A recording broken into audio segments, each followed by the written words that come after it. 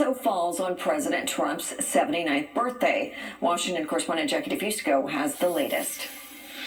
Well, on any given weekend, you would likely be sitting in traffic on the road behind me, but right now no cars are coming through here. There are law enforcement vehicles and barricades guarding every corner. And as you can also see, there is a fence lining the perimeter of the National Mall. All of this as Washington, D.C. prepares to welcome potentially hundreds of thousands of people for the city's first military parade since 1991. Security is high, and the stage is set for Saturday's massive military parade in Washington, D.C. With a grand parade, a military parade that I don't think we've ever seen the likes of what you're going to see. On the National Mall, those attendees can also see concerts, fireworks, even fitness competitions, all in honor of the U.S. Army's 250th anniversary. I encourage everyone to come out, meet your Army, ask questions, see what we're about.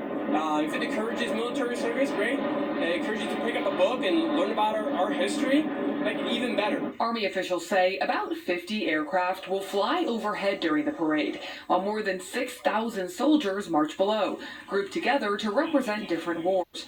About 150 Army vehicles will also be on public display and in the parade.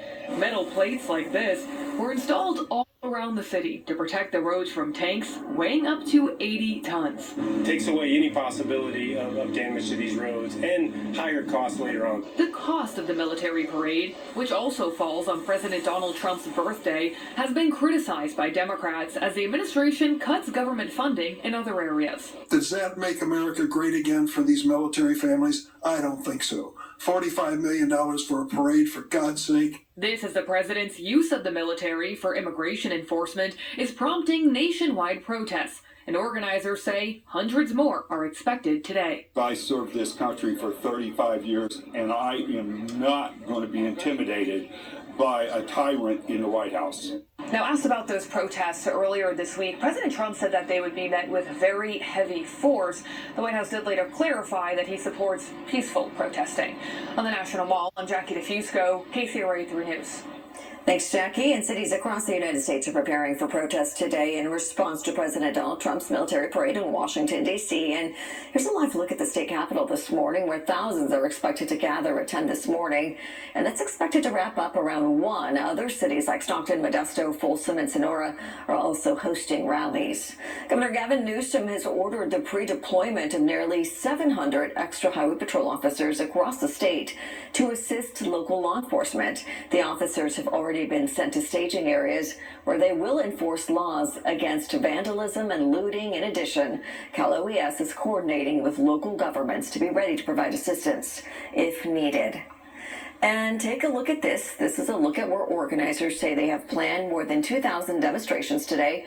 Of course, there is no way to know exactly how many people will be in attendance. Reporter Michael Yoshida is in Los Angeles with the details on the security measures being taken in other states. We ask your blessing on our immigrant sisters and brothers. Multiple religious and civil rights organizations coming together Friday condemning recent immigration and customs enforcement raids in Los Angeles. I saw people being detained without due process. The ICE raid sparking outrage and triggering protests that have now stretched into an 8th day. As the Trump administration cracks down on undocumented immigrants. We're not going to step back, and we're not going to back down from this administration. Local police and federal agencies clashing with protesters on the streets of L.A. The rule of law will be followed. The anti-ICE protests spreading across the country. And now cities are bracing for anti-Trump protests Saturday. Organizers calling it No Kings. It's in response to President Donald Trump's plans to hold a military parade in Washington, D.C. to commemorate the 250th anniversary of the U.S. military. It also happens to be Trump's 79th birthday. Major cities bracing for possible violence. The ability to peacefully protest would maintain law and order in the city. More than 2,000 protests across all 50 states are planned. Millions of Americans are expected to participate, and what organizers predict will be the strongest display of opposition to Trump's administration since he took office in January. We're absolutely ready, and we're calling on people who are assembling and protesting this weekend to do it peacefully. In Los Angeles, Michael Yoshida, KCRA 3 News. And Sacramento Police tell KCRA3 they are prepared for today. In a statement to KCRA3, the department says in part during demonstrations, our role is to ensure public safety while safeguarding the rights of individuals to peacefully assemble and lawfully express their views. Adding the protection of life and property remains the core responsibility. We will take appropriate action to address unlawful behavior and hold those who break the law accountable. And the Placer County Sheriff's Office released a statement saying, quote, we stand in support of individuals exercising their freedoms of speech and assembly in a lawful and respectful manner.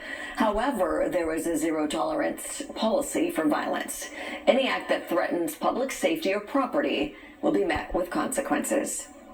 In the Bay Area, businesses are taking precautions and boarding up their windows ahead of today's protest. San Francisco police had their mobile command center and many cars parked around Union Square, even though the area is far from the route protesters say they plan to take. If there is violence or destructive activity, law enforcement will step in. If you assault a police officer or break windows of a local business, you will be arrested. We're encouraging all of our participants to stick to the march, stick to the rally. Don't harass the cops. Don't antagonize anybody. About 30 rallies are being held in the Bay Area today. And make sure you stay with KCRA3 News for updates on air and online, as we'll be keeping an eye on the protests happening in our region and across the country. And breaking news coming out of Minneapolis, where a shelter-in-place has been issued amid some targeted shootings of lawmakers. Officials say 2 Democratic lawmakers and their spouses from Minnesota were shot in their homes, and what the governor is calling a targeted attack. And right now, we are not releasing the names of the lawmakers or the extent of their injuries. Police say they're actively looking for a suspect, and they're asking residents not to answer their doors at this time and to be on high alert. They're also asking them to call the dispatch center unless they see 2 officers at their door. This is a developing story, and we'll have much more both on air and online when it's available. In other news this morning, Manteca police have released video footage showing what led up to a 69-year-old man being shot dead by officers outside of an In-N-Out restaurant back in April. The shooting happened at the In-N-Out location just off Yosemite Avenue and Highway 99, and surveillance video shows Charles McGongle driving into another customer's vehicle in the drive-thru in a white SUV. He eventually left the drive-thru area but knocked down a sign and was dragging it through the parking lot. That's when officers arrived on scene, and we want to warn you, the video you're about to see may be disturbing. I'm gonna pin him in if he comes. Yeah, hold on.